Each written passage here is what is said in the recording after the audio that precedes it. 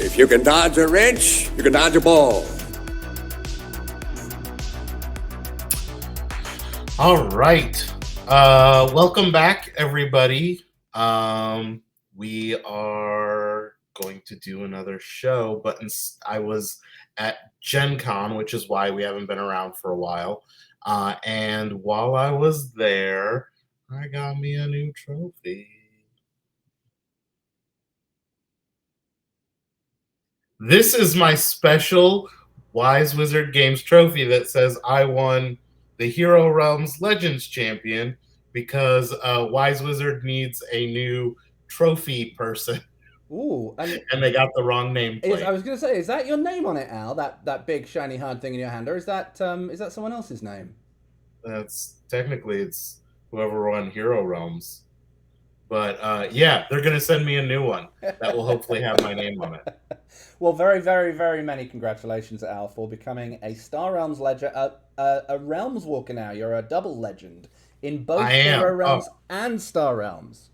It was such a relief to win, and you should have seen me at Gen Con afterwards. I was like Anne Hathaway at the Oscars, just walking around clutching this the whole time, not letting anyone take it from me. Not that you're saying that the Star Realms one matters more than the Hero Realms one. You love them both equally, but I love them both. Got a favorite child. I will say the Star Realms one, the trophy is much bigger. Love that. Absolutely love that. And before we actually get going, Al, I would just like to point out that you made me come close to throwing my phone after Gen Con, because after we got past playing our BGG games and our PGL games, because you were at Gen Con and then you had COVID and kind of I was finishing off my 1,000 games or whatever, we had 6 games to play. And we did. I joked to you after the PGL games, the 4 games we played for PGL, where you won all of them. Yes. I think I joked that I was going to be close to throwing my phone if you won the next 2, and then you did.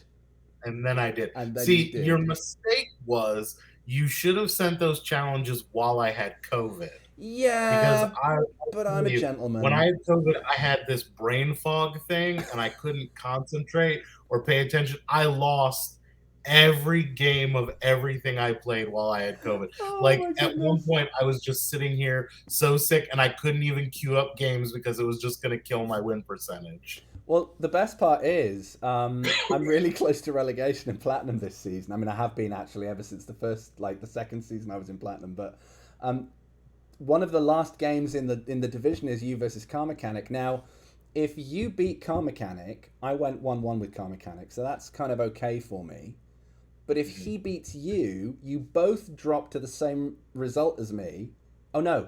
You drop to the same result as me. He doesn't. Yeah. He's out of the picture. But you did the double over me. So spoiler. That's not good for me. I don't think that game's getting finished. Oh, dear. So double loss for each of you?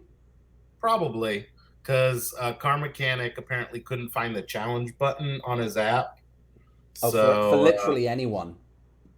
Yeah. So...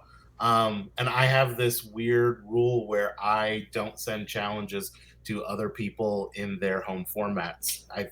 Interesting. So okay. So yeah, I'm gonna take I will happily take the double loss to make sure his ass gets relegated. So what you're saying is that might spell bad news for me. It's fine. I've been clinging on to the cliff top of that for an absolute age. So if this season's the season, it's all good. As someone who's been relegated from Platinum many times, it's fine. Gold is fun. Oh yeah. Cranky's saying that he was worried that this went the way of the rebound report there, because we hadn't filmed in so long. But yeah, I'd been doing stuff. I'd been working nights, Mondays and Tuesday nights, which makes it difficult to stream. And then Al had been at Gen Con and then recovering from COVID, which is awful. And I'm much glad that you're better, even though you're not fully there. You're kind of, what, like 90%? Oh, yeah, 95%. I am, honestly, just comparing me to how I was like 2 weeks ago, I am a new man. Oh, that's mostly really because I think at some point I did actually die and come back to life. So, like, you've got the physical outward appearance of someone in their late 30s, but actually the youthful interior of a vigorously young person. Yes, That's like what I we're going haven't for. ravaged my internal organs with cholesterol and Yeah, we're all stuffed on that front. yeah. But I guess we should probably talk about some dodgeball. So what we're going to do here is hopefully, I say this, and I don't know if it's true, but hopefully I've corrected the errors where we're going to be seeing the wrong game being talked through as we're talking about a game. So we'll see how well we do on that front. But what we're going to have to do now is we're going to have to cast our minds back, Al, to way back to the end of round 5 and the standings as we go into round 6, believe it or not. So this is, let me get to my slide prep. This is Catchup the Roxbury leading on 4-1, which seems like an age ago. Motivational catchers, Catch in a Box, Dodgy S Pumpkins all on 3-2 with Debbie Dodgers, Dodgemeisters making dodges, Dodge it Trebek, more Cowball, singular, Chip and Balls and Wild and Crazy Throws all on 2-3. So that's how we went into the great darkness of a month of no Schweddy balls. So let's see what happened during that period of time. But first, Al, a little bit of tea, not a lot, just a smidgen. I think this one comes from the great dictionary of Huanglish. It's nice to see Huanglish come back. Al, what do you suppose "got some blobs" verse him means? He probably has something like ridiculous, like Blob Alpha. He basically has purchased every green card in the trade deck. Yeah, that's English levels of understatement from our favorite Hispanic friend there. So yes, got some blobs. Have literally everything, all of them, like Pac-Man going after ghosts. He's just gobbled them all up. Amazing. So nothing too controversial in the T section, but we're going to start with Court 1. It's Dodger Trebek versus Dodgy S Pumpkins. So I'm now going to go to my Court 1, where I hope that this is not going to let me down. So, Al, the game begins with PC Load Letter, Chasmo, Drew the Rat, and Acox89 taking 4 of the race balls ahead of Corey Bear, Jace Ascended, and Cyberduck taking 3 for the Pumpkins. Now, there's about 3 or 4 balls where nothing really happens. There's some dodging from Super Grandma going on. Drew the Rat can't take out Jester, but MTG in real life catches and eliminates Captain PC Load Letter at the first time of asking, before Drew the Rat then catches MTG and revives him. So we're 5 balls in and we're back to stalemate. Bad Wolf dodging Chasmo, but Drew the Rat strikes again, eliminating Jester. 204, another captain going the way of the Dodo before Cyberduck dodges Grandma, but now the killing begins because PC Load Letter eliminates MTG, Acox eliminates Jace Ascended, Cisco Alvarez catches and eliminates Cyberduck, Super Grandma dodges the throw from Cyberduck before Cisco Alvarez eliminates Corey Bear and Acox eliminates Wet Yeti, and goodness me, they're all but down and dead. There's just one of them alive.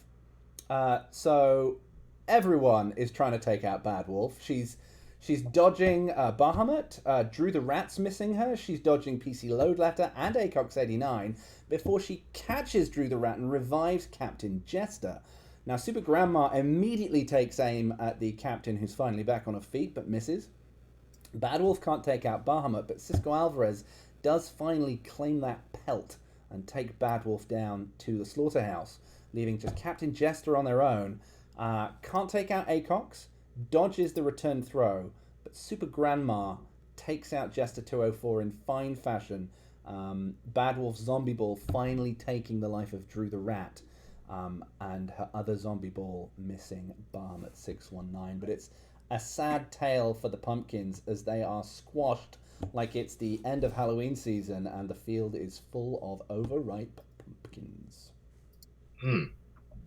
So, after that, barrage balls. Where do we feel the MVP lies for that one, Al? I think it is going to go with Cisco Alvarez. He got Okay. 2 hits and a catch, and he had a pretty nice 75% win percentage. Oh, that's quite tasty, actually. Yeah, that seems reasonable. I know he, Yeah. I know he did nasty things against us in the game we played, but yeah, congrats, Cisco will- Alvarez. So we're going to move on to court 2. And we're going to see the Chip and Ballers take on your team, the Motivational Catchers, Al. So, again, another 4-3 split in this race, going the way of the Motivational Catchers, I believe. Risker, Markbot, Emom69, and Agent Sato taking their balls, whilst Darklighter, Jonathan, and D-Zilla get hold of balls for the Chip and Balls. Now, this game starts a little more outrageously than the previous one. We've got Risker eliminating Royal Lance quite quickly. I wonder if that'll make a headline later on in the show at all. Darklighter takes out Patriarch 215. Agent Sato eliminates Darth Kronos, and Jonathan eliminates Agent Sato. 4 balls, 4 deaths. What more could you ask for? Risker dodges Jonathan's throw before Jonathan dodges Risker's throw, playing a little bit of How's Your Father there. Jonathan, though, eliminating Risker on their 3rd game, and Agent Sato taking out Mr. Lansdale, JL, with that 15th ball of the game. We've got a period of play now, or a little bit of a lull. Clever Missy dodging D-Zilla, Imam dodging Darklighter, Risker missing Jonathan, Darklighter missing Imam 69, Jonathan dodging SilentAl before Darklighter strikes and eliminates Captain Markbot 3000. So, we've got... Sorry, one moment. We have small people who are not perhaps being as good as they could be. Yes. So, SilentAl dodging Jonathan, Markbot 3000 taking out Vorizori, head clean off before SilentAl eliminates Jonathan. Monster. And think of the children, Al. And Darklighter catches and eliminates Imam 69. Have you even got an answer for that, Al? Are you just a monster? Leaving Trey motherless. Well, yeah. I mean, to be fair, she eliminated me real bad while she was giving birth to Trey. That is so true. Oh, it's payback. Is that what you're saying? Yeah. So it was kind of revenge. So, Darklighter, we've said, catches and eliminates Imam 69. Darklighter then dodging your ball, missing you. You dodge Darklighter again. Bit of catch ball between you. Darklighter misses you again before he finally gets you on the next ball, and you get him on the other ball. So now it's D-Zilla dodging Clever Missy, Clever Missy dodging Darklighter's zombie ball before Clever Missy misses D-Zilla, but then classic Jen gave him the ball to then let him throw at her and catch him, and he is eliminated.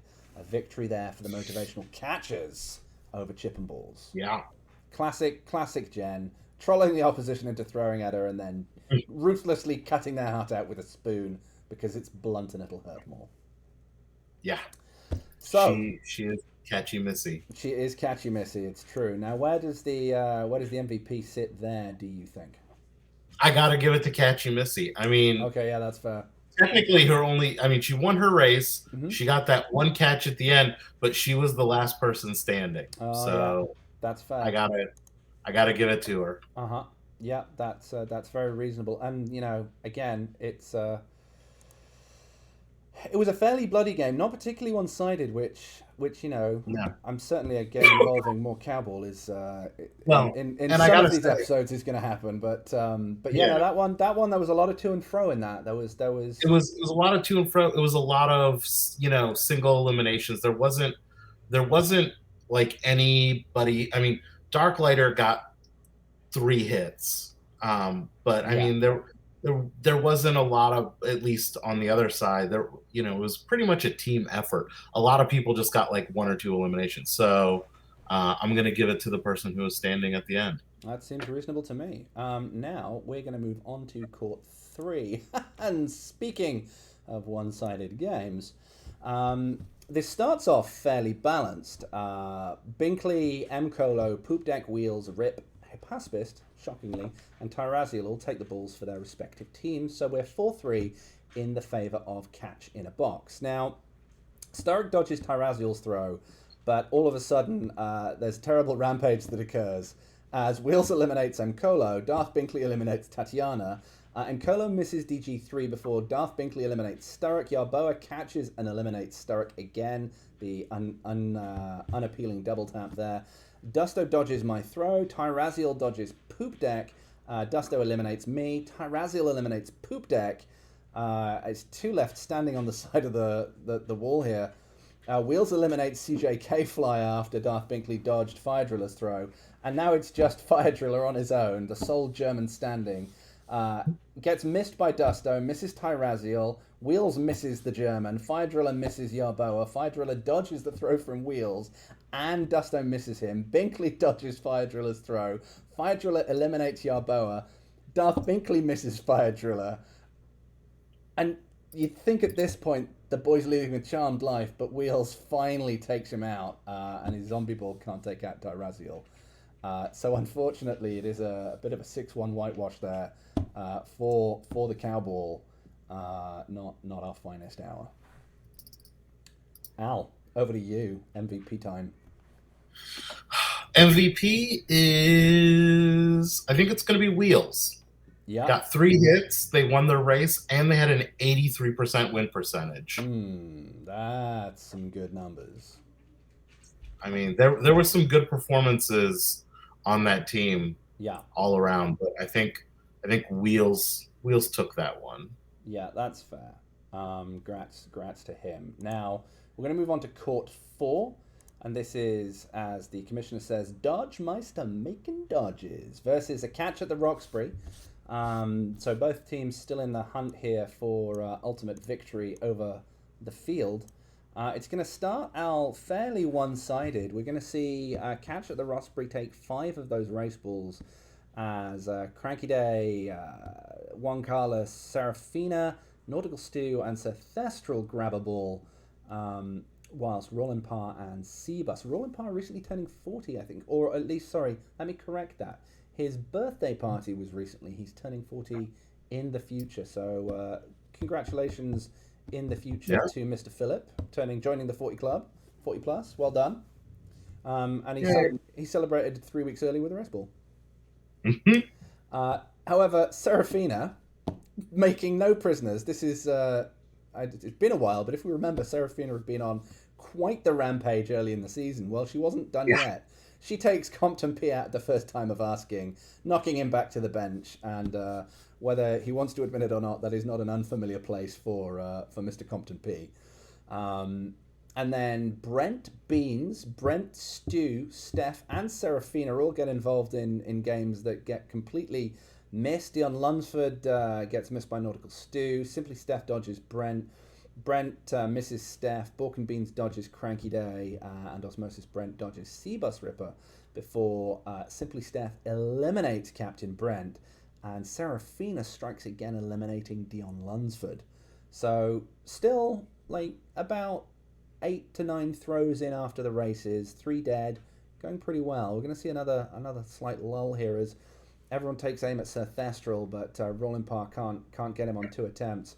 Nautical Stew misses Simply Steph and dodges Bork and Beans. Rollin Parr dodging Sir Thestral before Serafina striking again, taking out the one they call Bork, formerly the artist known as Ride the Yoshi. Sir Thestral then taking out Seabus Ripper. Simply Steph dodging Nautical Stew, and Sarah T catching and eliminating Simply Steph. Rollin Parr eliminating Nautical Stew. Serafina eliminating Rollin Parr, dodging his reverse throw. Juan Carlos coming in with a hit on Kamas, and Rollin Parr finally eliminating Sarah T. And that, Al, is a game that's done and dusted. And there's a couple of names that came up quite a few times there. I think we know where the MVP's going, don't we? Yes, it's the same place it's been going every week, which is to Serafina. That's nuts. How many hits? 4 hits. She won her race, and she had a paltry 100% win percentage. Oh, She won all 7 of the games that she was involved in. that's disgusting. Yeah, That's she was absolutely bulletproof. disgusting. So I mean, is this just catch at the Serafina now? Like, is the team being renamed? I don't know. It Like, probably should. it probably should be, but what was she, a third, fourth round pick? Let me double check here. I think she was 1, 2, 3, 4, fifth round pick. A fifth round pick. And Yeah. I don't want to count. I'm not sure I can count that high out, but she's got to be in double figures on hits by now.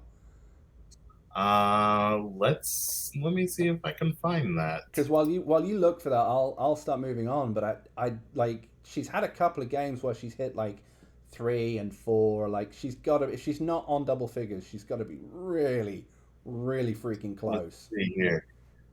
She has, I think it's 12 hits. At this stage of the season, oh, that's disgusting. 12 hits, and let's see, 5 catches. Oh, do you know what? I'm not sure I've made that many hits in my entire dodgeball career. Yeah. I'm looking here, and the only person who has more hits on the season is Bork with 13. I mean, at 5th place, that is an absolute steal. Yeah. I mean, keep in mind the only people, let's see. Yeah, all right, so Bork has 13, I have 12, Cbus has 12, Jay has 12, and then Serafina has 12. I mean, keep in mind the rest of those were all either like captains or first round picks, or and then, like they're legend winners, or like perennial or SRPC whatever. winners, whatever. Like, and in comes Serafina with absolutely no votes to give and just killing everybody ruthlessly with a complete lack of respect for their station. Love that. Absolutely love that. So, good job, Serafina, on about your 15th MVP of the season. Let's move on to Court 5.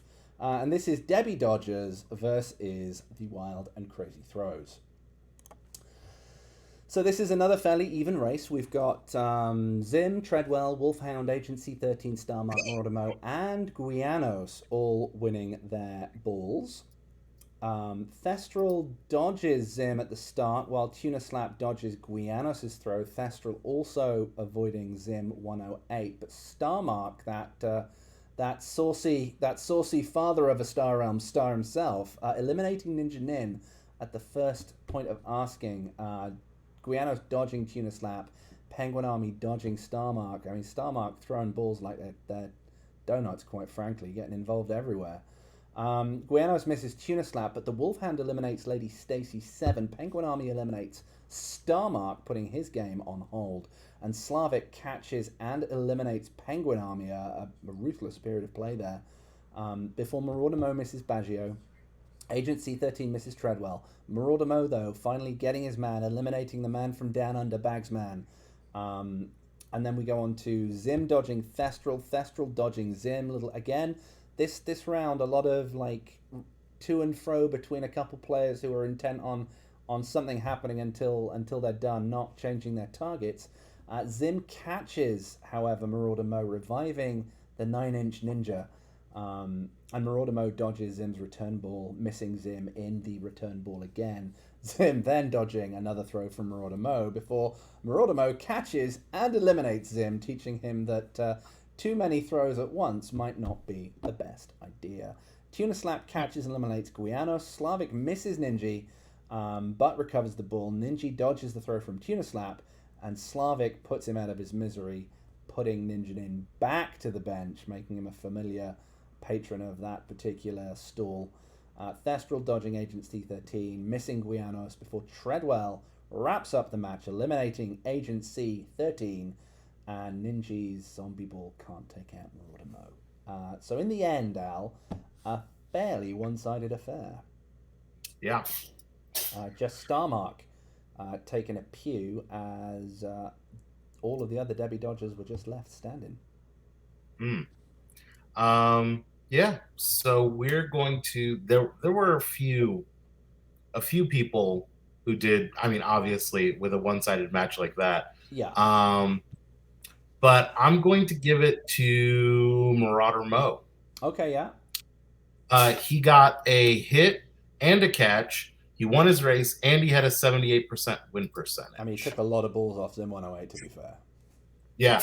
But I want to give a special shout also to the Wolfhound, who won all of his games. He had a 100% win percentage. Very nice. Also, Slavic did really well. He also had a hit and a catch. Honestly, his numbers and Mo's were pretty similar.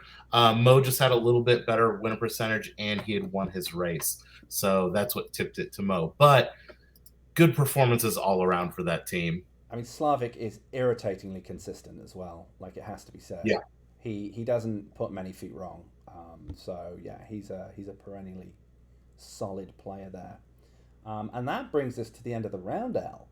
So I guess then we're going to look at how the standings sit as we slide into round 7. So right at the top there with another win, we've got Catch at the Roxbury. Hot on their heels, though, is Catch in a Box. And oh my goodness, I haven't sorted this. So let me just... Is it sorted on the slide or is it not? No, it is not. Oh, it is not. Well, there we go. Someone asked for technical difficulties. So it's sorted alphabetically by team name. Which I did so that I could match up the pictures because they weren't going through. But I tell you what, through the magic of television, let me very quickly just go in and. Well, while you do that, I'm going to tell people the MVP of the round. Oh, great! Yeah. Which I'm sure everyone will be surprised to hear. It is yet again Serafina. That makes sense. With her 4 hits, her race win, and her 100% win percentage. However, the big surprise is the money ball this week is going to Darth Binkley. Oh, look at that! He got 2 hits. Yeah, 2 hits. He also won all of his races, and he was drafted in the 5th round by Dusto. So another great performance by a 5th round pick. Very nice. We're still not going to refresh here, so let me see if... No, that's not going to do it either. Well, let me close that down and bring it back up and see if it's refreshed now. And if it hasn't, then we're going to have to call it... no, it has not. Okay, well, you're just going to have to trust me as I read through these in the order that I can see them, which is correct now. So we've got a Catch at the Roxbury on top with 5 wins and 1 loss. Ahead of Motivational Catchers and Catch in a Box, both at 4-2. Motivational Catchers ahead on their breakers, which are just 3 better than Catch in a Box. We then move down to Debbie Dodgers, Dodge it Trebek, Dodgy S Pumpkins, all on 3s, but Dodgy S Pumpkins with their breakers flailing behind the other 2 who are in the 30s and mid-20s on 14. I shouldn't really mock them because when we get to Cowball, it's about the same. Dodgemeister making dodges there at 2-4 ahead of Chip and Balls, barely on breakers, who are miles ahead of more Cowball on 16, and Wild and Crazy throws also on 16. So Wild and Crazy and Cowball at this stage of the season, strongest teams propping up everybody else. Is how I like to look at that. I won't hear any different either. So so that concludes round 6. Hopefully we don't have any more technical difficulties. I'd hate for Brent to be proven right again. That would be a disaster. So I'm going to